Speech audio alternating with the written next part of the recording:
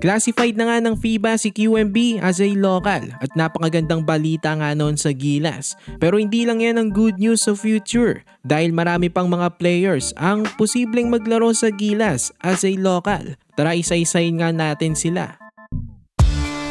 So malaking bagay nga ang pag-approve ng FIBA kay QMB at classified na nga siya bilang local ng ating national team. Pero may mga players pa na posibleng maklassified rin ng FIBA bilang local kapag naglaro sa Gilas. Ito nga ang mga players na yon. Unahin natin si Ange Kouame. Real talk, mataas ang chance talaga nito na maklassified as a local dahil sa kanyang educational background.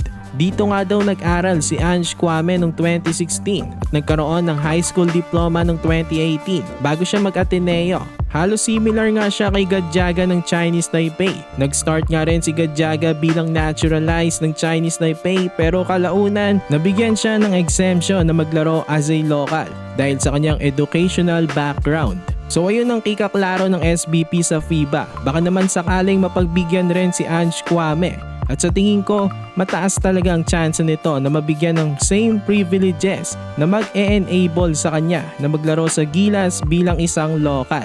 Pag napayagan nga itong si Ange Kouame, another reliable big man na naman ito sa Gilas kung sakali. Isa pa na posibleng maging local ay si Mike Phillips. Susubukan rin ng SBP na ilakad ito sa FIBA. May chance rin talaga siya. Pwede niyang masundan ng route nila Chris Newsome at Greg Slaughter na dito nag-college at kalaunan napayagan ng FIBA na maglaro sa Gilas bilang local. If isa nga rin siya sa mabigyan ng exemption, lalo niyang palalalimin ang front courts ng Gilas. Mas rarami pang ating options. Susunod na posibleng mapayagan ay si Justin Brownlee aka Justin Noypi. Sa puso pa lang nito ay Pinoy na. Love na love ni JB ang ating bansa. Napamahal na rin nga ang mga Filipino sa kanya. Sa case niya, pwedeng makatulong yung matagal niyang pag-i-stay dito sa Pinas. 9 years na rin, 2016 pa siya dito. Nandito na rin ang pamilya niya.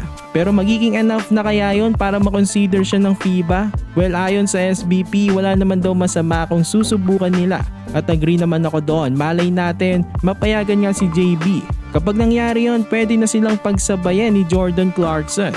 Speaking of Jordan Clarkson, kahit siya hindi pa rin sinusukuan ng SBP na maging local. Kahit matagal nang dinenied ng FIBA. Medyo malabo pa talaga si JC o JB sa ngayon. Pero sila Ange Kouame at Mike Phillips ay mataas ang chance talaga. So sa kanila dapat mas umasang Gilas na mabigyan ng exemption. So ayun lang, for more Gilas content, i-like nyo na ang ating video at mag-subscribe na rin sa JB Buckets.